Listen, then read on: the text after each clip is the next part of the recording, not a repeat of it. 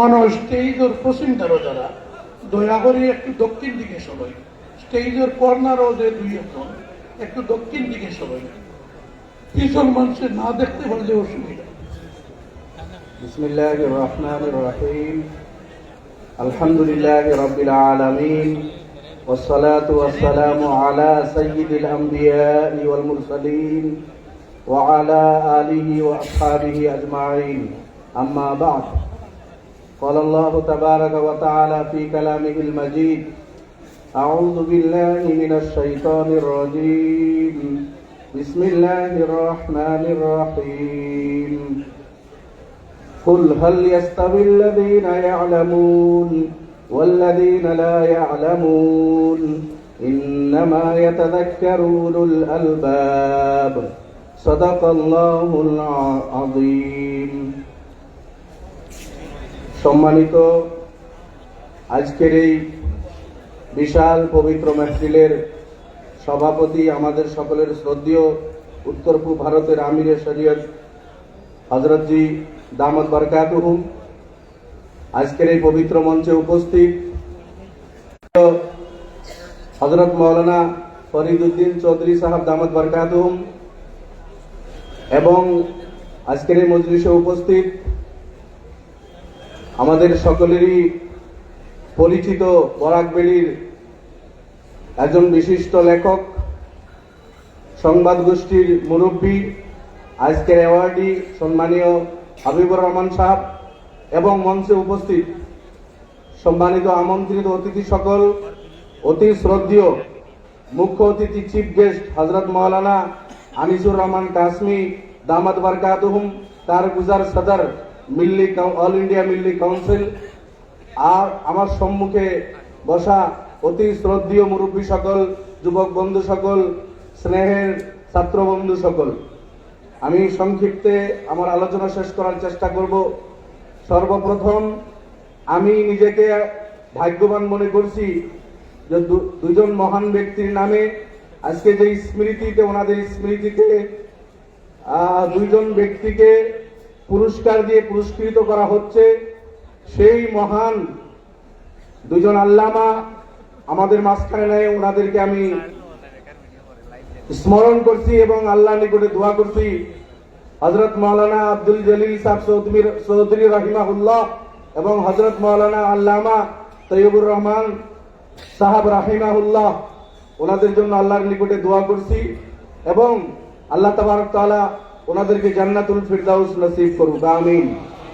দোস্ত, এই দুজন মহান ব্যক্তি বরাকবেলীর নক্ষত্র স্বরূপ ছিলেন। গোটা উত্তর পূর্বাঞ্চলে দিন ইসলামের প্রচার ও প্রসারের জন্য ওনাদের যে ত্যাগ, স্যাক্রিফাইস এবং কুরবানি, সেটা আমাদের সম্মুখে আছে। আজকে আমি হযরত নবীকে সজীব রাখার জন্য ওনার নামে আরেকজন ব্যক্তিকে আপনারা পুরস্কার দিয়ে পুরস্কৃত করে যাচ্ছেন। আমি নদওয়াতুত তামির উত্তর পূর্বাঞ্চলের আপনাদের সুরা এবং সম্মানীয় জিম্মেদারদের শুকরিয়া আদায় করি এবং অন্তঃস্থল থেকে ধন্যবাদ জ্ঞাপন করছি যে বহুত ভালো পদক্ষেপ আপনারা নিচ্ছেন এবং এই দুই বুজুর্গের নামে যে অ্যাওয়ার্ড জারি হচ্ছে এবং যেনারা এটাকে গ্রহণ করছে, আমি মনে করি এখান থেকে জনগণ প্রেরণা পাবে এবং আমরাও এই দুই বুজুর্গের যে আমাদের মাঝখানে রেখে যাওয়া ওনাদের স্মৃতি, ওনাদের কর্মরাজি, ওনাদের খেদমত, সেগুলাকে আমরা এগুলো উপলক্ষ করে ইয়াদ করতে পারবো এবং স্মরণ করতে পারবো। নামে মাওলানা বদরুদ্দিন আজমল সাহেবকে নির্বাচিত করে এই পুরস্কার দিয়ে পুরস্কৃত আপনারা করেছেন। আমি সম্মানীয় মাওলানা বদরুদ্দিন আজমল সাহেবের পক্ষ থেকে শুকরিয়া আদায় করছি এবং এটাকে ওনার পক্ষ থেকে আমি গ্রহণ করে ওনাকে পৌঁছে দেব ইনশাআল্লাহ। উনি স্বাস্থ্যজনিত কারণে আজকে হয়তো সফর করতে পারেন নাই, মোটামুটি ভাবে ভালো, আলহামদুলিল্লাহ। ওনার জন্য আপনারা দোয়া করবেন। আমি ওনাকে এটা আমানত নিয়ে ওনাকে পৌঁছাবো। এই মধ্যস্থতাকারী হওয়ার জন্য আমি আমাকে সৌভাগ্যবান মনে করতেছি যে দুই বুজুর্গ, আসামের দুইজন নক্ষত্র, ওনারা সমাজ সেবায় নিজের জিন্দেগি, একজন আমাদের মাঝখানে নেই, অন্য একজন ব্যক্তি যিনি জীবিত আছেন এবং সমাজের শিক্ষা, স্বাস্থ্য এবং সমাজ সংস্কারের জন্য নিজের জিন্দিগি উৎসর্গা করে উনি যেটা কাজ করছেন, আমরা ওনার সুস্বাস্থ্য কামনা করি, ওনার জন্য দোয়া করতেছি। বন্ধুগণ, আমি লম্বা আলোচনা করব না। আজকে আমি আবেগিক আপনাদের এই মাদ্রাসা আল জামিয়াতুল আরাবিয়া আল ইসলামিয়া বদরপুরের চৌহদে বসে, যে আমি বিধায়ক থাকাকালীন আসাম বিধানসভায় মাদ্রাসা রিপিল করার যে বিল আসে, জোরদার ভাবে তার বিরুদ্ধে প্রতিবাদ করেছি, কিন্তু সেটা ঠেকাতে পারি নাই। আমি আমাকে সামহাও অপরাধী মনে করি যে আসাম বিধানসভার সদস্য সেখানে বসে থাকার পরে আমাদের সম্মুখ থেকে এই আল জামিয়াতুল আরাবিয়া আল ইসলামিয়া বদরপুরের মতো মাদ্রাসা স্বাধীনতার পূর্বে প্রতিষ্ঠিত, জনগণকে দিন ইসলামের শিক্ষা, দিন ইমান এবং জেনারেল শিক্ষায় শিক্ষিত করে প্রকৃত মানুষ করার জন্য যে অনুষ্ঠান, বুজুর্গ, এই যে বুজুর্গদের নাম আমরা উচ্চারণ করছি, তেনাদের মেহনতে এই সমস্ত অনুষ্ঠান প্রতিষ্ঠা হয়েছে। শুধু এটাই নয়, এবং পরটিকে যেভাবে খেদমত আসামের এই মাদ্রাসা গুলো করে এসেছিলেন, কিন্তু আমাদের সম্মুখে সেই বিল এনে এই মাদ্রাসাগুলোকে হত্যা করা হয়। বন্ধ করার যে সরকারের বিল পাস করে জোরদার বিরোধ করার পরেও আসাম বিধানসভার অনেক সদস্য সেখানে বিরোধ করেছে, কিন্তু আমি বারবার তার বিরোধ করার পরেও সেটা ঠেকাতে পারি নাই। তার জন্য আমার মনে সে কষ্ট রয়েছে। কিন্তু সম্মানিত বন্ধুগণ, আমি যেনারা ষড়যন্ত্র করে এগুলো বন্ধ করছে, মেসেজ দিচ্ছে, মুখ্যমন্ত্রী মহাশয় আপনি ভুল বলতেছেন। এই মাদ্রাসার থেকেই মৌলানা আব্দুল জলিল চৌধুরীর মতো ফ্রিডম ফাইটার ৬ বারের বিধায়ক এখান থেকেই জন্ম নিয়েছে। মৌলানা আবুল কালাম আজাদ, উনিও মাদ্রাসার কোলে জন্ম নিয়ে ভারতের সর্বপ্রথম এডুকেশন মিনিস্টার ছিলেন। আজকে ভারতের এই এডুকেশনাল সিস্টেম, উনি যতটুকু, যে বিশ্ববিদ্যালয়ে আপনি পড়াশোনা করেছেন মাদ্রাসায় পড়ে, সেই বিশ্ববিদ্যালয়ে আমিও পড়াশোনা করেছি। আমি সেদিন তাহাদিস বিন নিয়ামতের তরফ আমি বলেছিলাম, মুখ্যমন্ত্রী মহাশয় শুধু পড়াশোনা না, বিশ্ববিদ্যালয় আলহামদুলিল্লাহ পিএইচডিও সেখান থেকে নিয়েছি যেখানে আপনি পিএইচডি নিয়েছেন, কিন্তু আপনি সেখানে পড়েছেন, আমি সেই বিশ্ববিদ্যালয়ে ইনশাআল্লাহ পাবেন না। কার পা পিছলে যদি দুই একজন পদভ্রষ্ট হয় আমরা জানি না, আল্লাহ হেফাজত করুক সকলকে। মাদ্রাসার প্রোডাক্ট, মুখে দাড়ি, মাথায় টুপি, আলিম, কোরআন ও হাদিসের নলেজ অন্তরে থাকবে, ইমান থাকবে, আমি তো মনে করি না সে ড্রাগসের পুরিয়া হাতে নিবে আর ড্রাগস সেবন করবে, আমার চোখে কিন্তু পড়ে নাই। আজকে সরকার হতাশ, সরকার ব্যর্থ, মদ, ভাঙ, ড্রাগস এগুলো কন্ট্রোল করায়, কিন্তু মাদ্রাসার পড়ুয়েরা না মদের আড্ডায় তাদেরকে পাবেন, না ভাঙের আড্ডায় তাদের পাবেন, না তাদেরকে আপনি ড্রাগসের আড্ডায় পাবেন। এই সব এখান থেকে বিধায়ক বানিয়েছিলেন আপনারা। বদরপুরের মানুষের মন তো সাগরের মতো বহল, আপনাদের অন্তর শুধু শিবসাগর থেকে,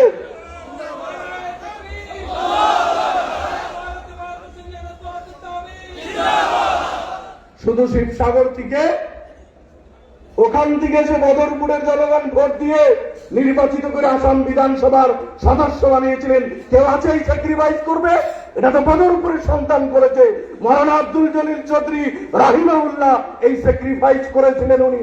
আর সেদিন সলিয়া সাহেব এখান থেকে নির্বাচিত হয়ে মুখ্যমন্ত্রী হওয়ার পর এই জাতির সাথে কি ব্যবহার করেছে আমি সেদিকে যাব না, লম্বা আলোচনা করার এখানে সময় নেই। কিন্তু ওনার বহলন্তর আপনাদের বহলন্তর।